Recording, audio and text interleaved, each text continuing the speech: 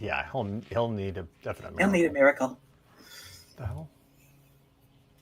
There we go. StreamYard hung up on me for a second there. I don't know why. It was really weird. It's Today is tired. nothing but technical problems and Tentacle noise problems? problems. Oh, Technical problems. technical. Technical. I thought you said tentacle problems. I was like, wait, what? We've gotten to that already?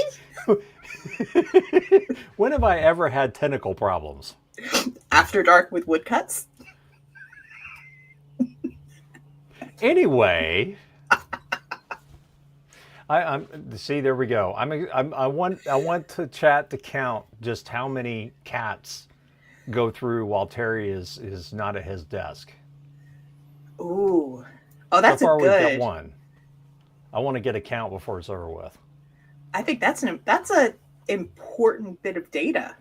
So yeah, chat, get on that. Yeah, start looking to see just how many times we get a cat. Tentaclitis. Is there an ointment for that? Because damn. Um.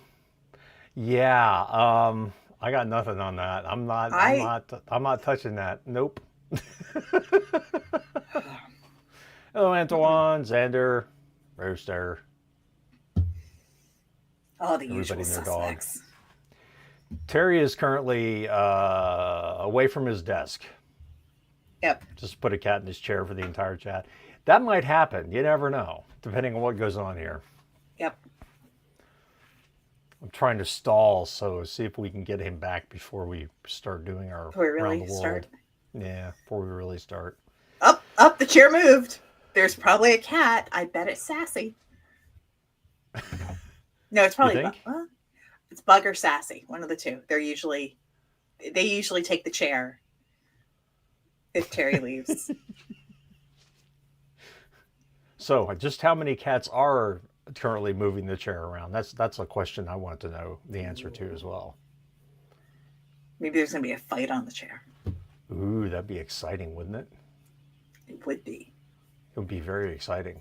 I still I say just that if Terry needs more passive income, he just needs to set up a camera for a Twitch stream for the cats. yeah, just let it rip. Yep, Check on it once a day to make sure it hasn't crashed, and that's all he's got to do.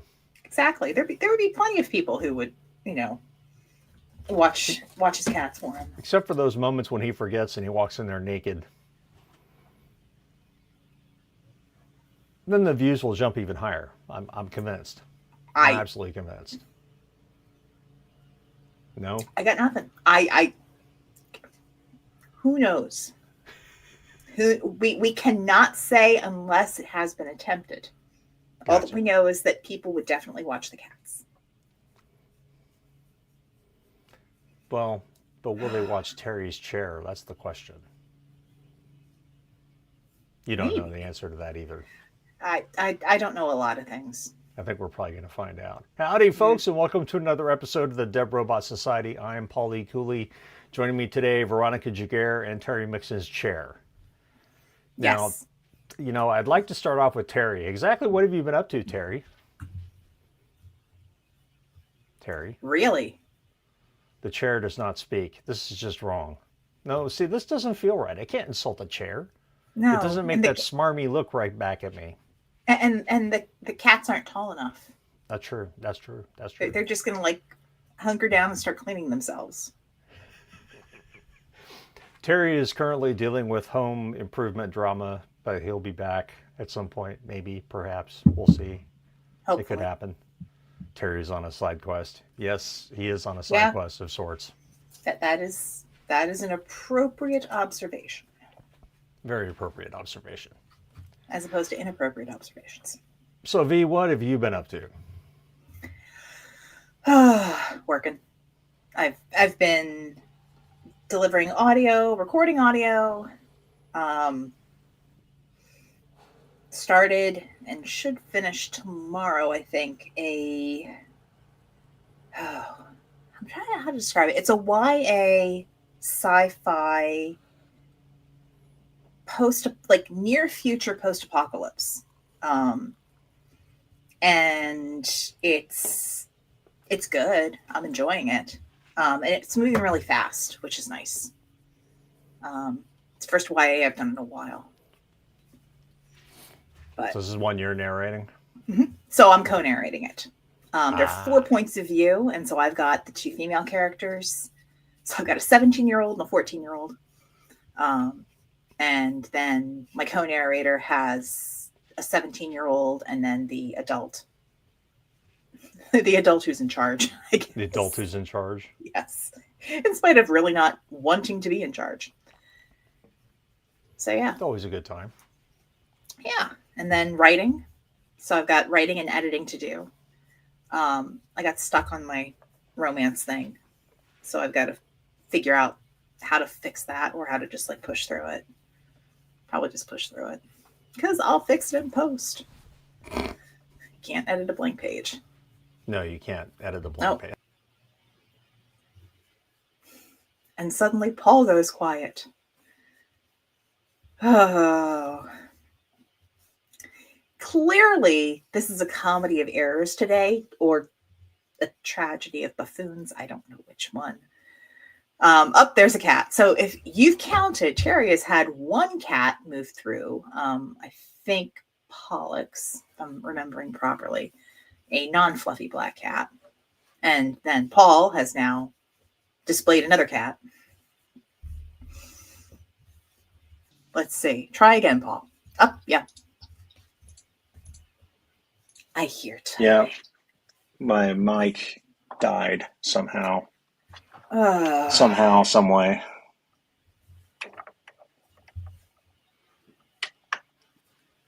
This does not bode well. Okay, let's see what we got here. There we go. All right. Let's see if that works. I think. Yes. Am I back? Yes. Yes, you're back. There's coffee all over my desk. Do we blame the cat? Oh, yes. Oh, yes. Why do you think my mic disappeared? Shit. That's not nice. Don't How blame dare the you mess dog. with Dad's coffee?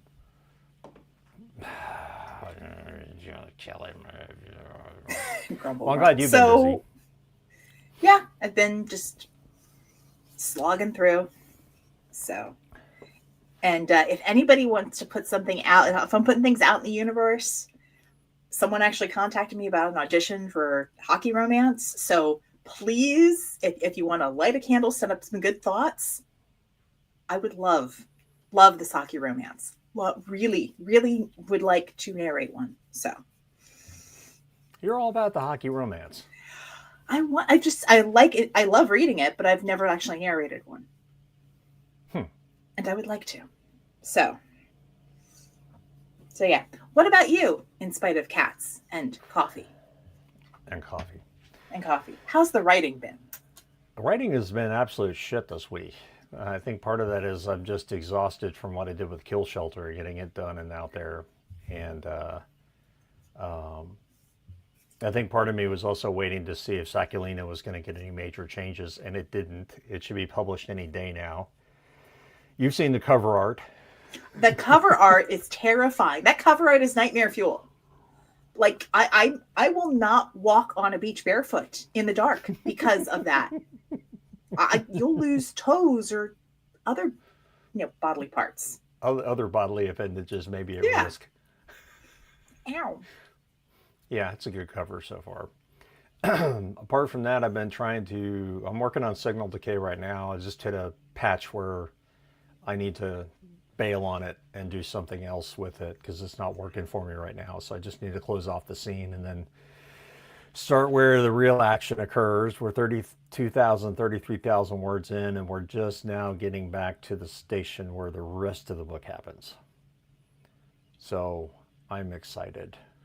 I am excited because I had a little lucid dreaming and figured out some things, and this is going to be fun. This is going to be a lot of fun. I think it's going to be even more sick and twisted than I had originally planned. So we'll see how this works. By fun, you mean there's a body count? Oh yeah, there's a huge body count. Signal Decay, I remember hearing that a while ago. If you've been listening to this show long enough, you've heard me talk about Signal Decay for over a decade. I've tried to write this book 4 or 5 times. I have various drafts in various stages of completion wandering around. This latest draft survived, and I'm going forward on it, but I stopped work on it so I could do the Medusa Zone. And then I got sidetracked by Sakulina and Kill Shelter, and also finishing up Extinction, so I'm just now getting back to it. But I still think I'll have this book done this year, which means I need to start publishing some books because my backlog is getting big. Yes, that would be a good idea. You can't just what's the Heinlein rule, that fifth one? You must put it on the market until it sells? Yeah, pretty much. Mm-hmm. So I've got this will 5 in the can. Will be 4 in the can once Sakulina is published, but basically I have 4 books ready to go, and no covers, no art, no nothing.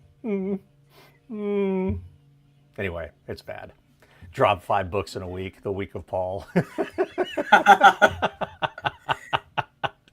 Well, my podcast is getting so stuffed with content because I'm probably going to drop the Medusa Zone starting on it. There'll be 3 episodes a week. Jeez. I'm already doing 2 a week. Oceania and Neptune Scars are going, and then I could drop Medusa Zone, and depending on when I start narrating Sakulina, I could also drop that. You're just going to be, flooding the airwaves, but it's podcasting, so that's not quite it. As long as the listeners are coming in and listening and buying books and everything else, I don't really give a shit. Point. I have plenty of content to put out. I just need to record it all. That's the problem. So other than that, not a whole lot going on. Just the usual bullshit, taking care of folks and things like that. Mm-hmm. But just trying to get back into the swing of things. It's been kind of difficult. But we ain't here to talk about that. We ain't here to talk about Terry's chair either. No. Although Terry did bring this up. He did. What is this? He brought up this topic, and he's not even here to explain himself. That's usually how that goes. He's off taking care of something else. Yeah. If you hear something obnoxious going on in the background, it's the lawn guys next door. I can't seem to get them to understand that 3 to 5 is sacrosanct. They don't really give a shit. Maybe they'll stop once it's like sweltering. No, they'll still show up and do their thing because that's the way it works. Yeah. Anyway, if you might have gathered from the title in our avatar names, we're here to talk about side quests and plots. And the reason why this came up is Terry read a book, which was the 4th in the, what kind of crabs? Green. They're an invasive species. Where was I? He was reading a book. He was on the 4th book of the series. Reading a book, 4th book in the series, and he said he came across it, and basically it was just, what did he say? Basically a contract to take out 3 people, and that's all the book was about. Yep. Nothing else.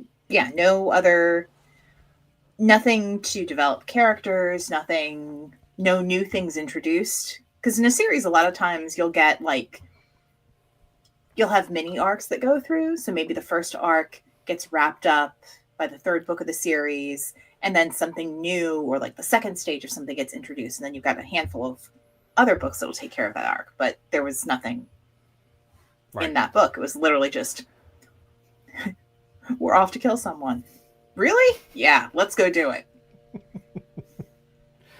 So Terry was expecting more complexity. And let's face it, if that's the only conflict you have in a book, it better be a short book. Mm-hmm. Because basically running around 100,000 words or something like that, just that happening without any other problems coming up or other catastrophic things occurring, getting in the character's way and everything else, it just doesn't quite hold the attention. No, it's dull, and there's nothing else for the characters to do, and there's nothing to help them develop or evolve. They just you're going to stay static throughout the whole thing. Even with your even with romance these days, the sort of stuff that I read and narrate, they're usually so you have your main arc plot of these two people, finally get together, but each individual always has an arc going on. Right. And sometimes there's situations where those arcs cross. There are sometimes situations where people in those arcs cross. But each of those smaller arcs gets resolved before, your happily ever after ending. Right. Because if it doesn't, it's boring. It's like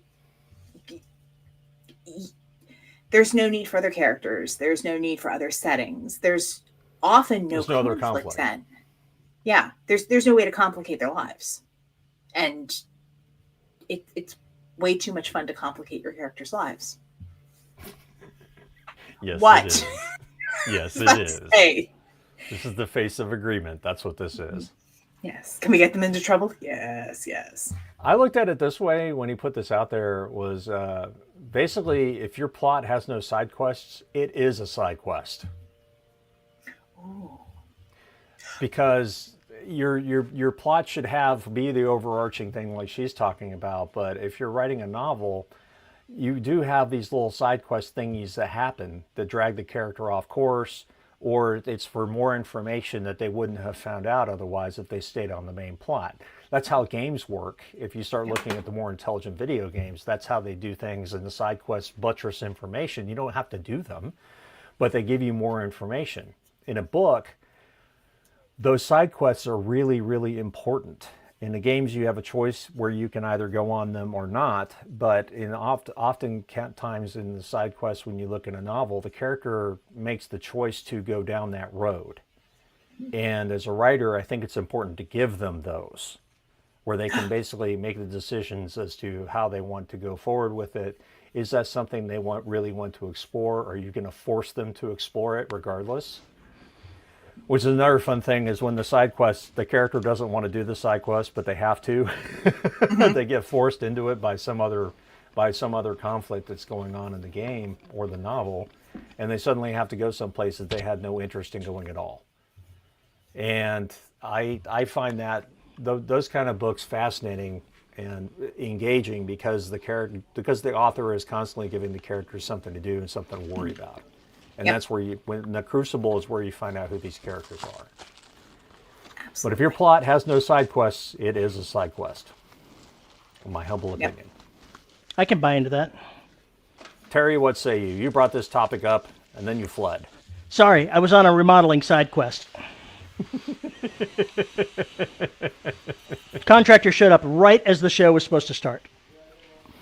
Because that's how we roll here. That is how it works. So explain exactly why this plot was a side quest. You don't have to be as specific as necessary. This was a lit RPG book, and so it's got all of the things that go along with lit RPG, which is excellent and cool. I love that. Stop chewing that. That's not yours. Cat side quest. And the fourth book in the series, the character needs to accomplish something relatively. The end goal is really not directly applicable to what they're doing. And the entire book is completing 3 actions to get that one thing done and nothing else. That's it. And I was like, no. Boring. I kept wanting to skip ahead, but every time I'd skip ahead, there's more to go. And it's just the side quest. So I listened to it all and was deeply dissatisfied with that. That's a shame. Oh, I'll go back to it. But I took a break from it and went to another series that I'm liking much better. So the author made a mistake in having a side quest book because now I'm off reading something that's not his work. Don't. And I believe the series is Creation Mage. Xander. I mean, part of me is more stunned that it's a lit RPG book, where because you would think that a genre that stems out of, scenarios where there are multiple side quests would have them, but Yeah, that is a little surprising. Bug. I got rid of mine. I don't know where he went. He's probably out tearing something else up. No, I had to go Minor down. happens. I had to go downstairs and talk to the contractor when he showed up, because we're trying to avoid communications issues. The staff that's doing the work, they do excellent work. However, English is not their primary language, and in the case of this particular worker, English is not really a language that he speaks at all. So the problem is that it's okay to do that, but his answer when he hears anything in English is yes and okay, which is not helpful because I am unsure that he actually understood what I said. I think we've both worked with enough people that have that problem. So when the contractor's here, I wanted to make sure to spell out the details so that it could be passed on appropriately through their chain of command, through people that can speak the language. Whereas I can't speak Spanish, he can't speak English. There's a problem. So it's not his problem, it's just a problem. To be fair, I've been in situations where English is the person's first language, and they just respond yes and okay. And there's very little understanding. But Sadly- that's teenagers for you. Sadly, that's true. In this case, the goal was when we installed the dark gray flooring downstairs, they were going to put light colored grout in between it. And I said, no, I want dark colored grout. So it's not what they would have gone to. And now that they're getting to the point where they're almost ready to do that upstairs, I wanted to make sure that they didn't use the wrong grout. So kind of an important thing and a timely one to make sure that happens appropriately. Fair enough. Absolutely. Fair enough. So sorry for dodging out on you for the first 20 minutes, guys. Sorry. Regarding the book you were discussing, Xander says book 4 is always the setup book to allow for the next three-parter. I don't know about that. Not doesn't to the excuse exclusion of miswriting. everything else. I don't think so. Yeah. I don't know. I still have never read Lit RPG with character sheets and all that stuff. I've read Game Lit, Ready Player One, of course, but I have not read anything Lit RPG. So Well, the line between those two is actually not very different. Not really. Now, you want to know why I can't put post-it notes up anywhere?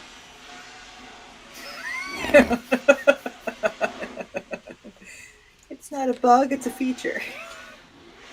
it's a She's going to help me with my sticky notes. Thank you, Bug. So when my camera or mic disappears, we can blame a cat. I'm just going to say that right now. 'cause You gonna I get have a it? bad You gonna feeling. get it? It's gonna come loose. He's gonna come loose, Dad. You just wait. Look, it's off your to-do list. I take care of it. And it's off. See, it's gone now. She's Look at got the that. page. Now I will make her day by taking it from her, crumpling it up, And throwing it. and chumping it. And off she goes. See, there's a madness to her methods. At least that's what I'm saying. Yes, there is. The current lit RPG that I'm reading is, what did you call it, Veronica? Men's Adventures? Yeah, So yeah, men's fantasy. men's fantasy. The problem with the series, the Creation Mage fantasy, is I hardly can believe that I'm saying this. It was too focused on sex. I know, right? So must have I'm been a lot actually, of hanky I'm panky. actually just. You want to There's a lot of hanky panky.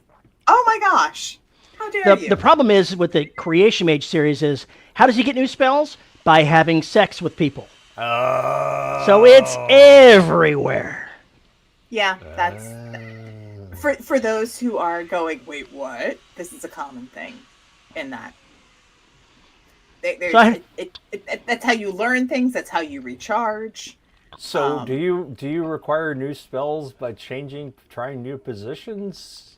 As a matter of fact, yes. Oh, look at that! The main character Wow. just learned that very thing. Intent spell do you- during sex matters.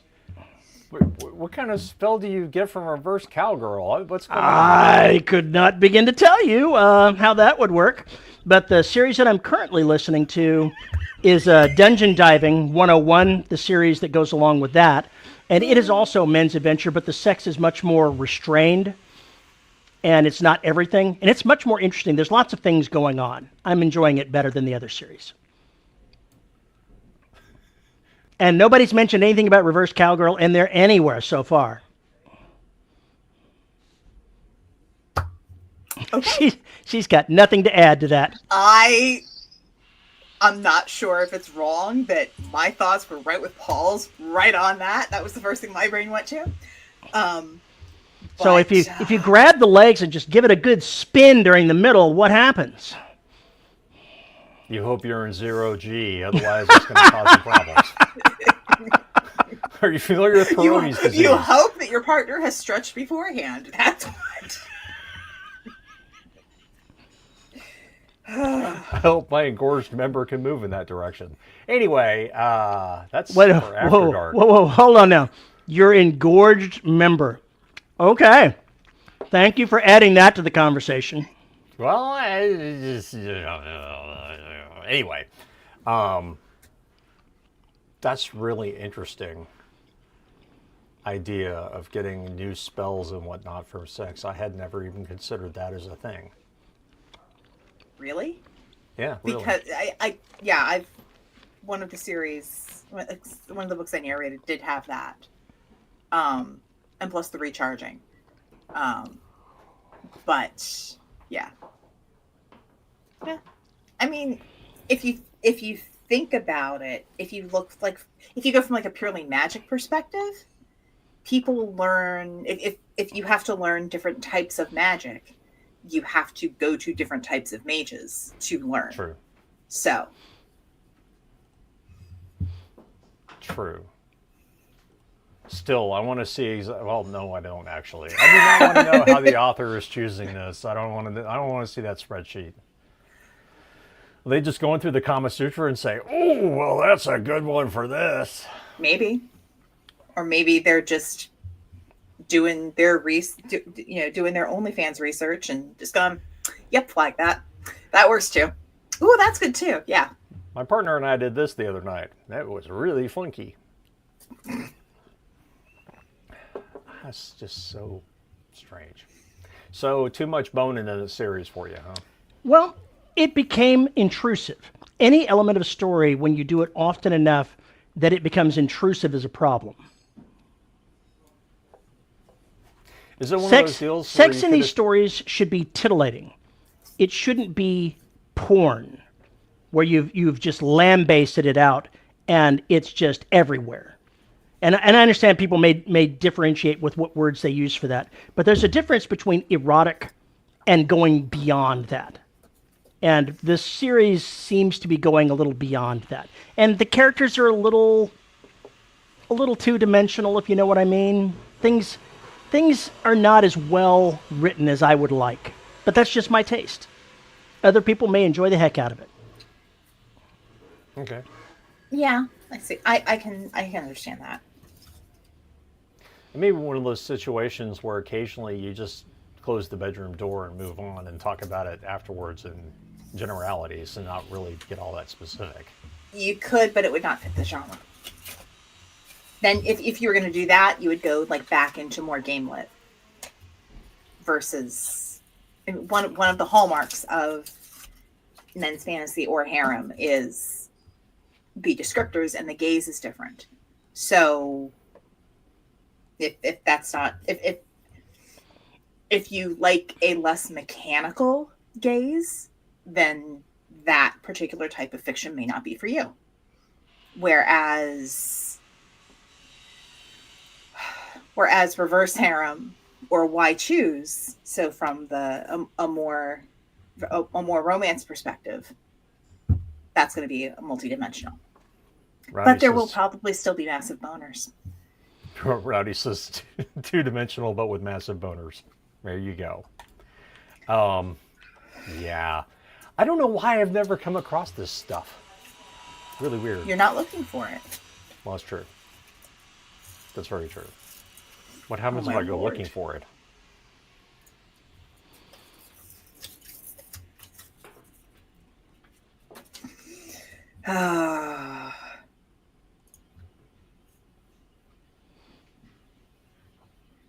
Paul, you're muted again.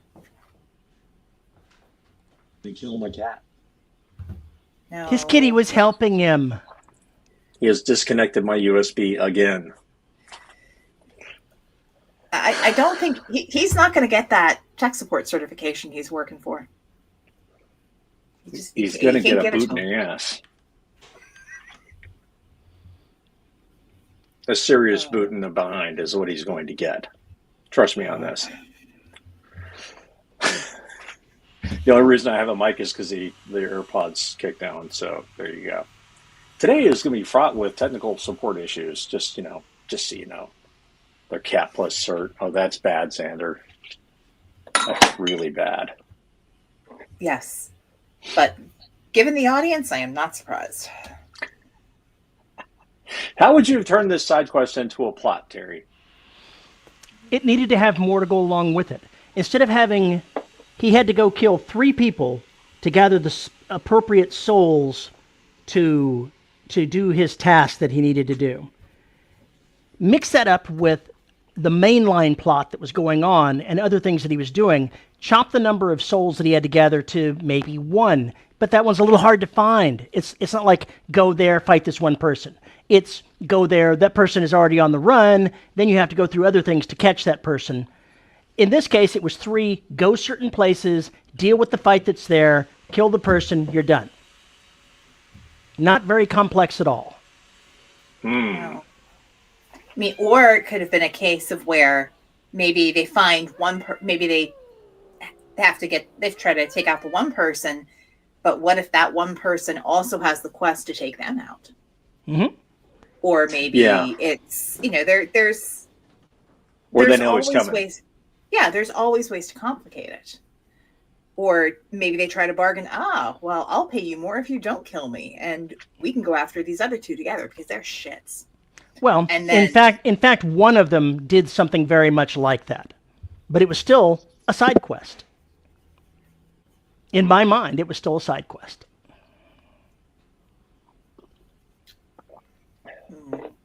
I like the idea of finding, the people being on the run or knowing you're coming or something along those lines or being ready for an attack.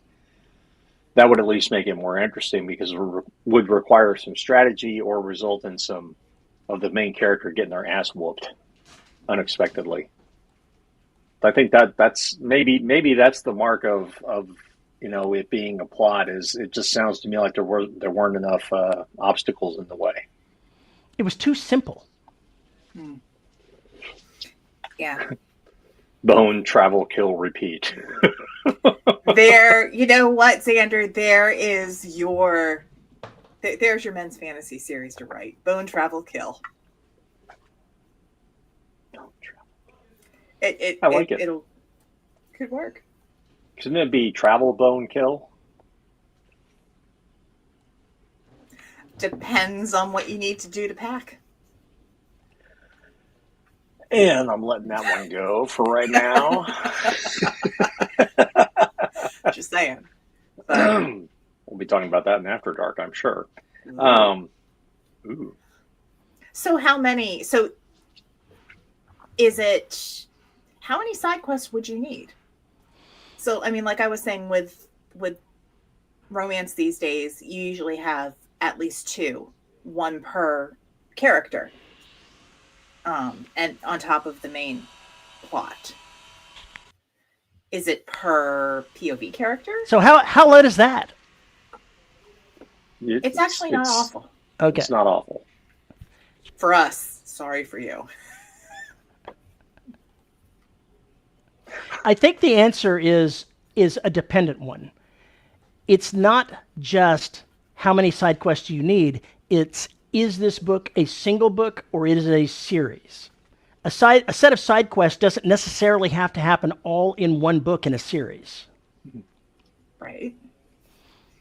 You could have a series of side quests that make up their own plot arc, which is really common in video games if you think about it. Yeah, but the main plot is always driving it, and the side quests usually don't have as much story to them. I don't know. It, It's kind of hard to split that hair. Regardless, I would like to see something more complex, like we're talking about with things just not being easy. You may know where all three of these assholes are, but you may not know where those assholes are. You may know one city, but they're moving around. They're on the run. You have to figure out where they're going. All that kind of stuff. Xander says, I'm struggling to have side quests in my current story idea. Since it's a heist, I don't want to just jump into doing the heist. Okay. Have you ever seen any of the Ocean's 11 series? Because those movies are wonderful examples of little side quests all revolving around a major plot. Ocean's 13 in particular, because there's so many callbacks to the original two movies. But for example, that one, the heist, is an answer to an action that takes place at the very beginning. So in that case, it's this guy was a shit. We need to get back at him. The way we get back at him is the heist. And then everything, pulls together. And your key characters still have side quests. And the resolutions of each of those side quests build into the major plot. Because the resolution of each side quest makes life more difficult for the villain or the antagonist in the end.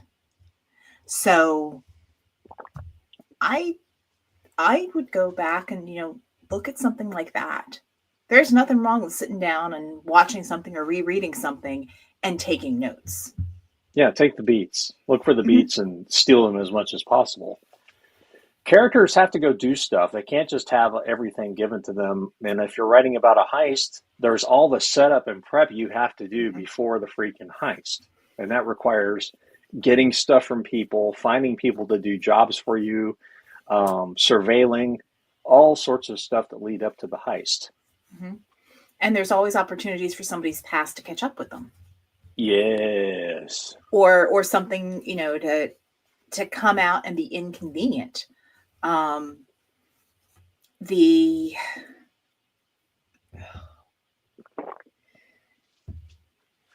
what else? Is it the Italian Job that I'm thinking of? I don't know what you're thinking of.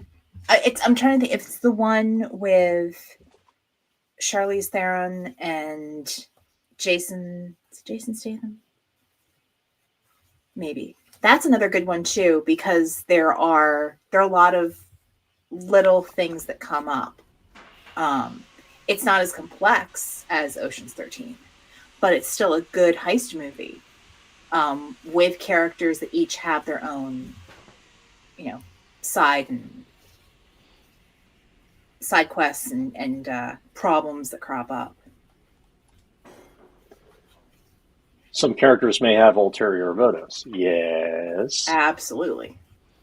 The person you trusted to get you the guns may be the guy who's trying to screw you over. Mm-hmm.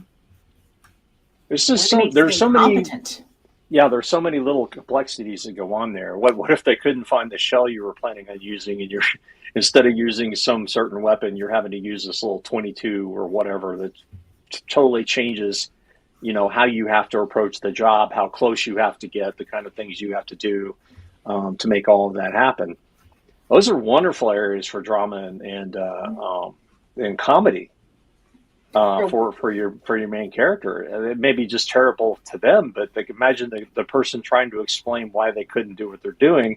You can basically send that up, especially with those characters, make them really big from the get go, and just make them go completely crazy when they fail at their jobs. Mm-hmm. And you can have the ideal plan hinge on one person or one thing, and when it doesn't get there, then you go for the wild off the wall solution. So maybe the guy who was supposed to supply you with the firearms to pull this off. Maybe on his way to you, he decided to go through a red light and got pulled over by the cops, and he has to explain why all the stuff is in his trunk, and it's really not his, it's for somebody else. But it doesn't matter because you don't have what you need. So how do you fix it in your time frame? Who do you turn to? What's your plan B? As Andrew says, things get a bit weird since the setting world is a magical fantasy world. Magic and spells, oh my.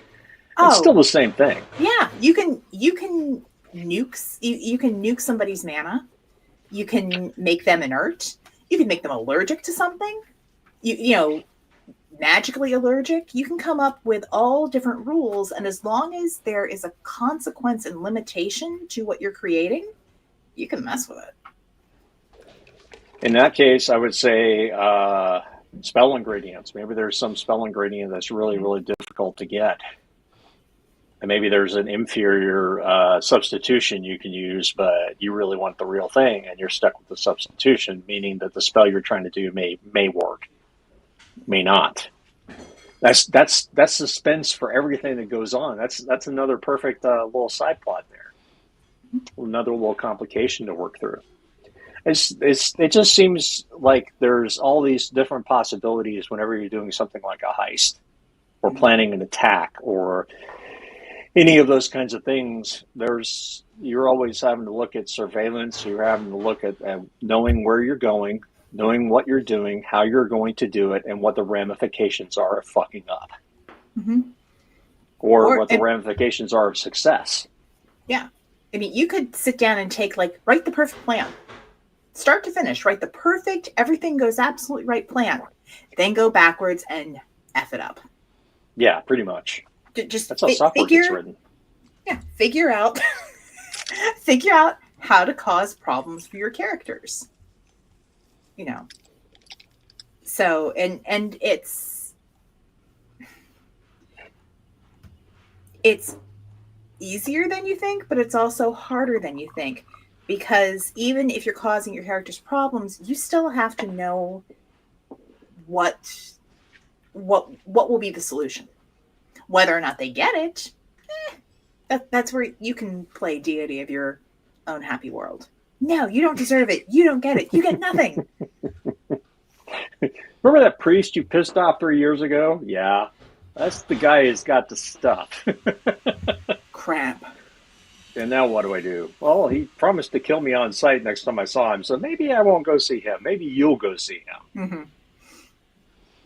Remember, you don't know me. We never worked together. Lie. But his dog can tell the difference.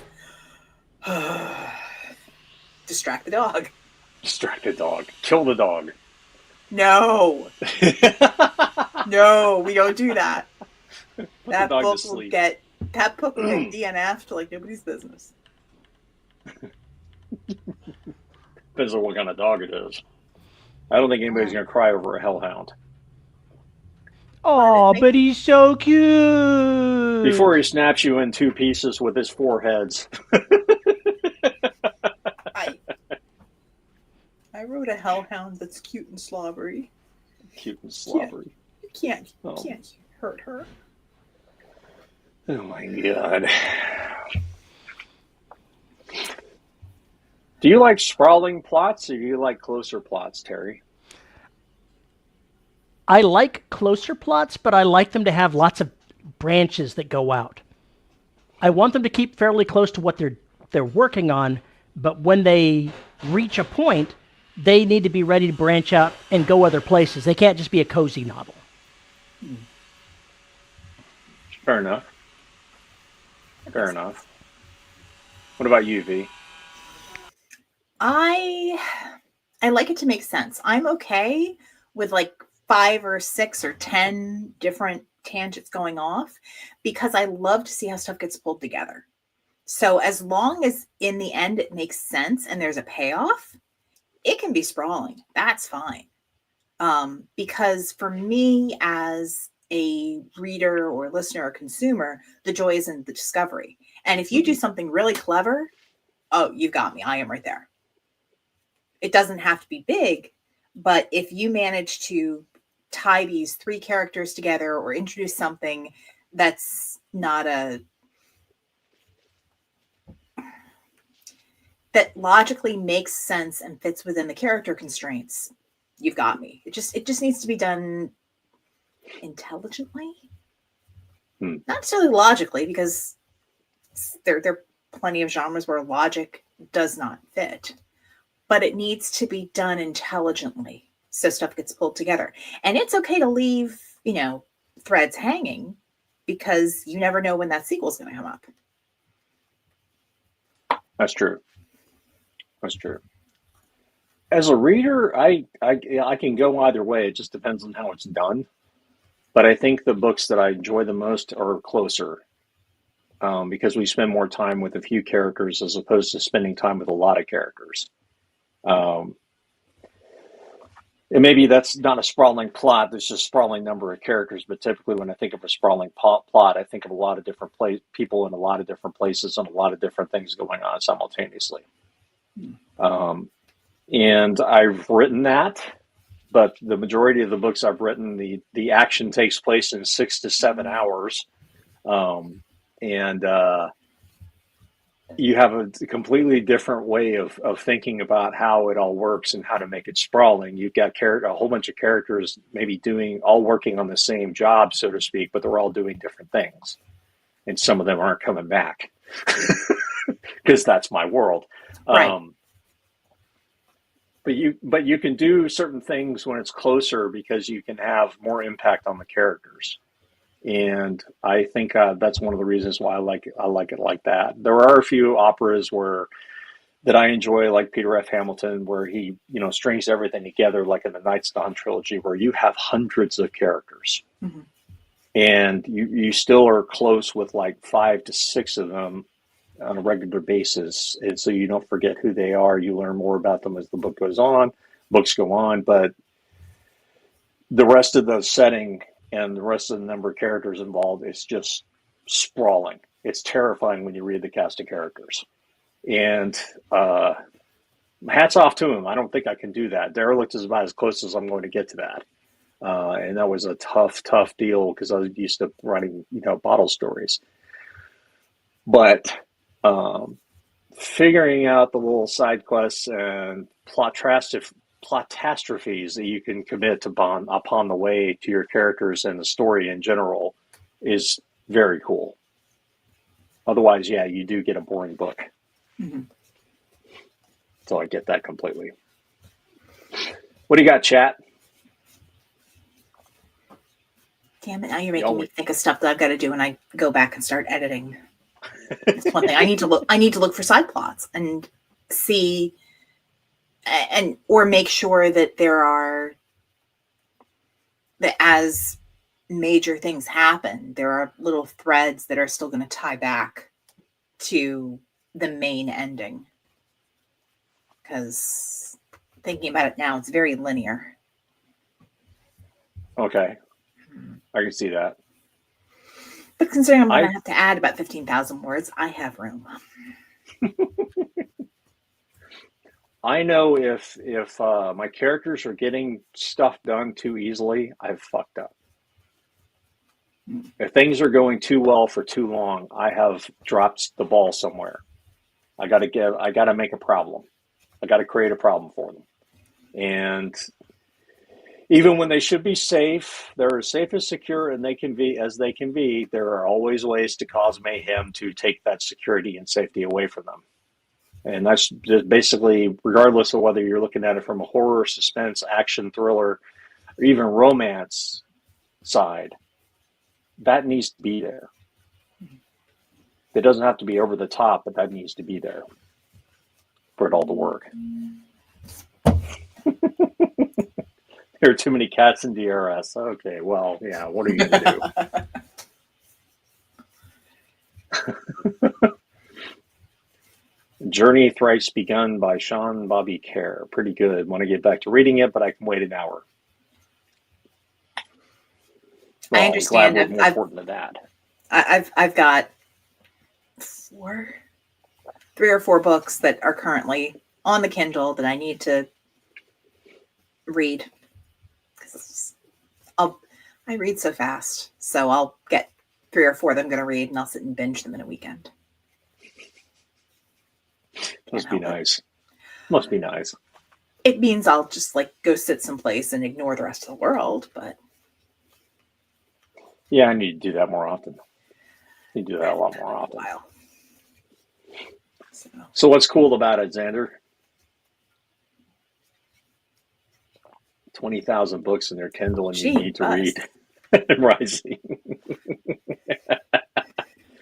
Oh, if I could write as fast as I read, oh boy, That would be lovely. it would be lovely. Although I got Kill Shelter done in 2.5 weeks, so it's pretty good for 47,000 words. Yeah.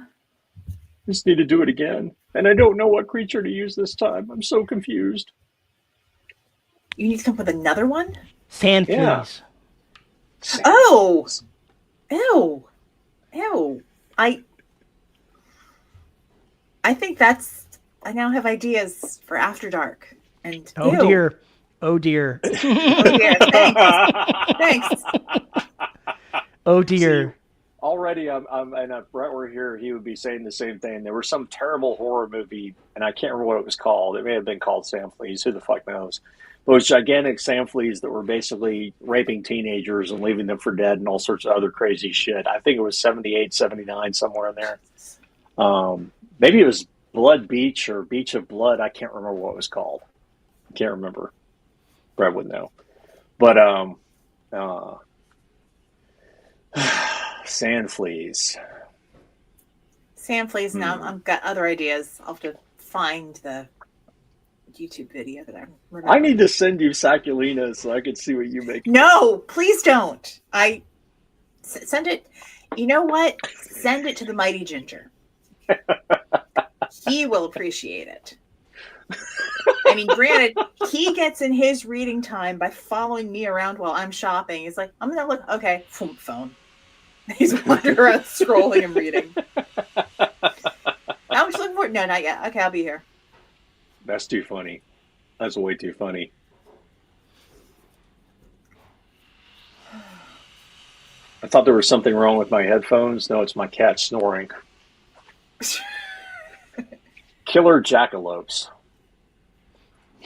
Who was I talking to? I guess I was babbling with Brett about this. I told him about Alan Baxter created The Rue, which is a just disturbing piece of literature about a killer demonic possessed kangaroo, which is hilarious, and it is very, very black comedy. It is just ridiculously dark. So I was like, I wonder if I could do the same thing with an opossum. Yes. I am confident that you could. I mean, possums get a bad rap, but Play dead, motherfucker! How dare you? Play dead!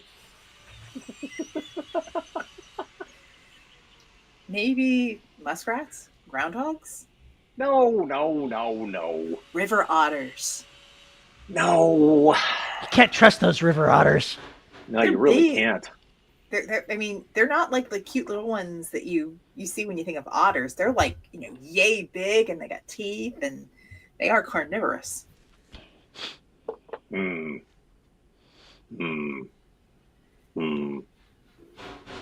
do want to return to the ocean for a third book. I just don't know what it is. But I do want to turn. I do want to go back to the ocean for the third one. That'll be nice. I'll have the nice trio of ocean novels that have nothing to do with the black. Opossum are God's chosen animals. Yeah. As goofy and sinister as they look, they really are just pretty cool animals. I thought she said bud rats. Not muskrats. Not just. Killer shrimp swarm. Hive mind shrimp swarm. Yeah, I think you're hungry, Xander. I could be wrong, but sounds to me like you need to go to Red Lobster or something. Yeah, you need to go someplace and get you a plate, because damn. Sea monkeys. Hive mind sea monkey swarm. No. Oh my God, the sea monkey factory blew up, and there's all this plankton. Oh my God, it's horrible. I mean, that here's the thing: if you did sea monkeys, it'd be really easy to have it start in like some 5-year-old's bedroom. Because the parent, the uncle's like, yeah, sure, we're gonna can't have real pets, we'll get sea monkeys. Don't tell your mom. And they have them, and then suddenly goes out of control, and the next morning things are not looking good. So basically, these are the lower grade sea monkeys that were purchased from a company that works out near Chernobyl.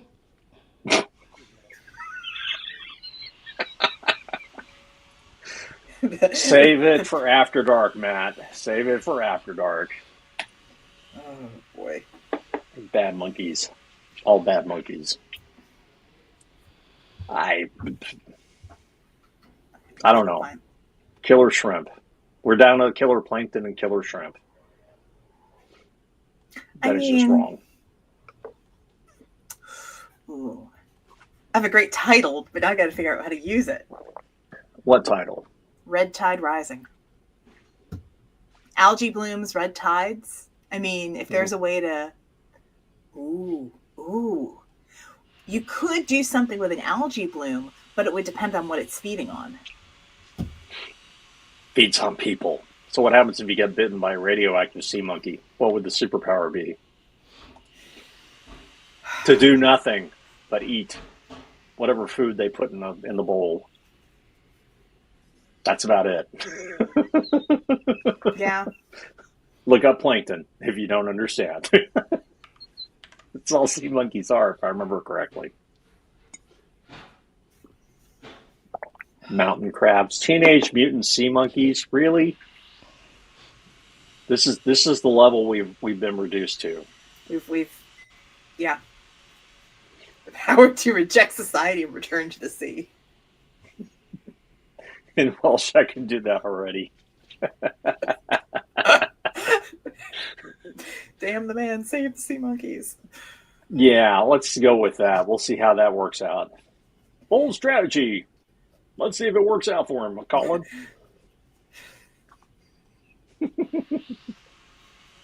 I just don't know anymore. So have y'all enjoyed the sounds of Terry's renovations going on? Isn't that exciting? Don't you feel like you're part of it? I do. At any moment, I expect the Kool-Aid Man to come flying through the wall. Oh, yeah! It's going to happen. Yeah, but the problem is I'm enjoying the sounds of renovation, but when I leave my office and I go to my bathroom, it will not be renovated. And so I feel cheated. Well, you wouldn't feel so cheated if you had to deal without having one for a month. Point. True. Okay, sea monkeys are brine shrimp, and they're great food for betas. Okay, fair enough. HGTV, Terry Reno Show. Terry's Reno Show. Oh my God. You just don't understand how this works, because we've got the contractor that's doing the overall project, and his subcontractor that's actually doing the bathroom part of it while he's doing other parts of the house. And the bathroom guy was in here, and his guy upstairs was working without a light. So he said, I better go get him a light. So he left, and then like hours went by and no light and no subcontractor. And so he called him up. The primary contractor called him up and said, weren't you going to bring this guy a light? Like, oh, yeah, I forgot. If you're ever at Home Depot, go ahead and get one. So he went and he took a picture of the most expensive one there and said, this is all they have in stock, and sent it to his guy. He bought one that was actually much more reasonable, but yeah, that's the kind of shenanigans that are going on here. Oh God! Sounds like it sounds like the perfect opening for some plot for some story, like some ship renovation. You're in dry dock. Much. That would be pretty funny in a science fiction setting. Yeah, we're going to do this renovation. Here's your quote for the... Oh, we found some problems. Oh, no. You really should tear that out while you're in here, because it'll cost you much more to do it later. And you just lure them down the path to bankruptcy. You see, we could just upgrade the holodeck right now. Because trying to do it later, we'd have to pull out all these little things we put in, tear up the carpet, redo these sensors, and you know how much those sensor replacements Oh are. my gosh, look at the condition of these power couplings. While we've got this open, we should probably go ahead and replace those. I can't understand. I can't understand who did this work on these power couplings because this isn't up to code. We're going to have to tear this whole thing out and bring it up to code. If you have a question or comment about Terry's code or this wonderful renovation music he's been playing, you can go to deadrobotsociety.com, punch that contact button, and send us an email. You can find us at youtube.com/DRS Podcast, where we are live every Saturday at 3 p.m. CST, except for next weekend or the weekend after that when I'm not here. Although Terry and V are more than welcome to carry on, but we might not be live next Saturday because I will be in Arizona. So there you go. Let's go ahead and pass by next week. Yeah. All right, we're passing by next week. So like and subscribe so you know when we're live. And you can find our Discord server. Links are in the show notes. If you want to join the cast of crazies that run on our Discord server, you're more than welcome to hang out with us. And if you want to support the show, you can find us at patreon.com/DRS podcast and buymeacoffee.com/DRS podcast, where for as little as $1 a month, you get access to exclusive live shows like the one that's coming up in about 8.5 minutes. And at the $10 level, you get your name read. And our $10 patrons are Juan Valentin, James Terrell, Antoine Batts, Tony L. Joy, Rick Shaw, Lisa Slack, and Tim Niederreiter. Thank you to all of our patrons for making this show possible. And with that, we are going to get out of here so we have time to basically, freshen up for After Dark. We have to switch personalities and get into our After Dark mode. I don't know what that means. Anyway, y'all have a fantastic week. We'll see you in 2 weeks. And